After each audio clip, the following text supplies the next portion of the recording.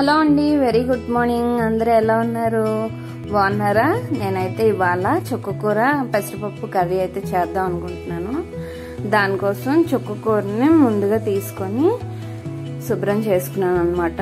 అలా శుభ్రం చేసుకొని ఒక పక్కన పెట్టుకొని దాన్ని ఒక 2-3 సార్లు నీటిలో బాగా వాష్ చేసుకోవాలండి. ఎందుకంటే వర్షాలు పడుతున్నాయి కదా, సో మట్టి అయితే ఉంటుంది. అందుకోసం అని చెప్పి ఒక 2-3 సార్లు వాష్ చేసుకుంటున్నాను. అలా వాష్ చేసుకొని పక్కన పెట్టుకున్నాను. ఇంకా ఆ లోపు పెసరపప్పుని కూడా తీసుకొని కడుక్కొని పక్కన పెట్టుకొని ఉంచుకోవాలి. తర్వాత ఒక పెద్ద ఆనియన్ తీసుకొని దాన్ని చిన్నగా ముక్కలుగా కట్ చేసుకొని ఉంచుకోవాలి.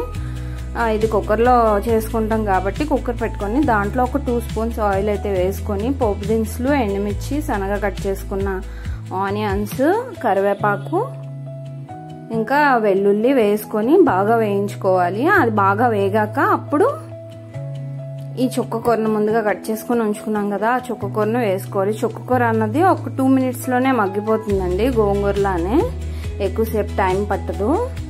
ఇంక దీంట్లో పెసరపప్పు అయితే వేసుకుంటున్నాం కదా, అది కూడా కడుక్కుంటున్నాను నీట్గాను. అలా కడుక్కొని పక్కన పెట్టుకొని ఉంచుకున్నాను. ఇది బాగా వేగాక ఇంక చుక్కకూర వేసుకుంటే అది కూడా ఒక 2 మినిట్స్లోనే మగ్గిపోతుంది. ఇది లంచ్ బాక్స్లోకి అయితే చాలా మంచి రెసిపీ అనమాట. టేస్ట్ అయితే మాత్రం అసలు అదిరిపోయింది, అంత బాగా వచ్చిందనమాట. ఇంకా పిల్లలు చాలా ఇష్టంగా తింటారు. పెసరపప్పు అన్నది మనం ఒక కప్పుకి 2 కప్స్ వాటర్ అయితే తీసుకోవాలి. నేనైతే ఒక 1/2 కిలోలో సగం పెసరపప్పుని అయితే యాడ్ చేశాను 4 కట్టల చుక్కకూరకి. ఇంకా ఉప్పు కారం కూడా తగినంత యాడ్ చేసుకొని వాటర్ని కూడా తెలుస్తుంది కదా క్వాంటిటీ ఎలా యాడ్ చేయాలన్నది. వాటర్ని కూడా వేసుకొని ఇంకా కుక్కర్ మూత పెట్టేసుకొని 3 విజిల్స్ అయితే వస్తే చాలండి. అప్పుడు బాగా మెత్తగా కాకుండా కొంచెం పలుకులాగా ఉంటుంది అనమాట పప్పు. దానివల్ల ఇంకా కొంచెం ఎక్స్ట్రా టేస్ట్ అన్నది యాడ్ అవుతుంది. ఇంక ఇది అయ్యేలోపు నేనైతే ఇంకా జీలకర్ర వాటర్ని అయితే వేసుకుంటున్నాను.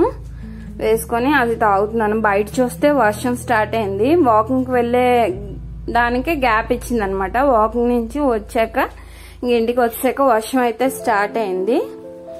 సో ఈ కుక్కర్ కూడా విజిల్స్ వచ్చినాయి. 3 విజిల్స్ వచ్చాక పప్పు చూసారా ఎంత పర్ఫెక్ట్ గా కుక్ అయిందో. సో మీరు కూడా ఎలానే కుక్ చేస్తే చాలా అంటే చాలా టేస్టీగా ఉంటుంది. ఇంకా ఉప్పు అయితే లైట్ గా సరిపోలేదు, అందుకని చెప్పేసి ఉప్పు యాడ్ చేశాను.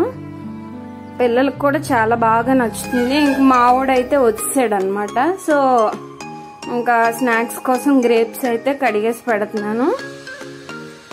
ఇంక పిల్లలు నేను కలిసి ఇంక గ్రేప్స్ కూర్చొని తింటూ కబుర్లు చెప్పుకుంటూ ఇంక ఈవినింగ్ అయితే అలా గడిచింది. నా ప్రీవియస్ వీడియోస్ అన్ని కూడా చూడండి. మీకు నచ్చినట్లయితే లైక్ చేయండి, షేర్ చేయండి, సబ్స్క్రైబ్ చేయండి. ఓకే అండి, బాయ్.